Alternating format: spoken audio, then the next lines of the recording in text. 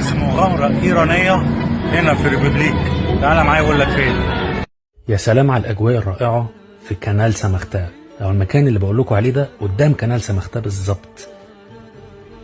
قناة جميلة جدا رائعة، ناس بتيجي من كل حتة يركبوا الجسور الحديدية، والشارع اللي موجود فيه المكان هو ده. دلوقتي هندي ظهرنا لبلاس دو ريبوبليك وهنخش الشارع ده.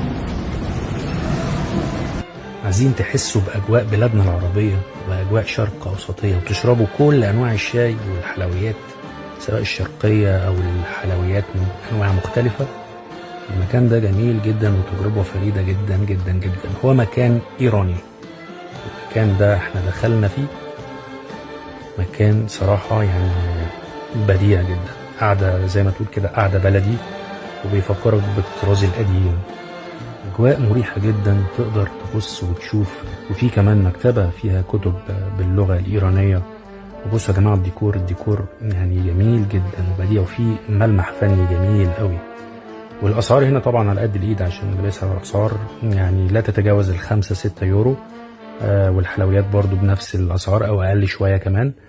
بعد ما تخلص جولتك في باريس تيجي تسترخي في المكان ده، جميل جدا. إيرانية أو زي ما بيقولوا في الفرنسي سالون دوتي.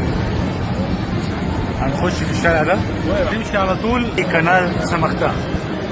بعد كده هنخش في القهوة الإيرانية.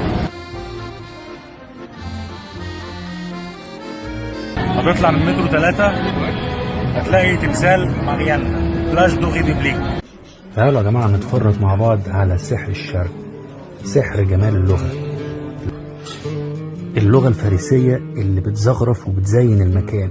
في كل حتة هتلاقي كلام بالفارسي.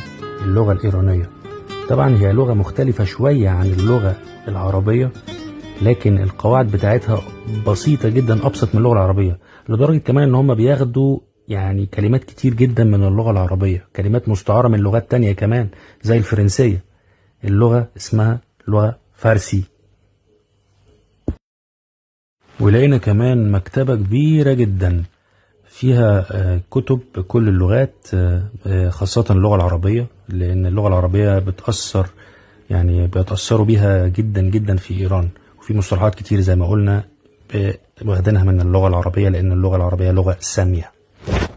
كمان الخط الفارسي بيشبه كتير اللغة العربية، لدرجة إن كتير من الإيرانيين بيحبوا يتكلموا عربي.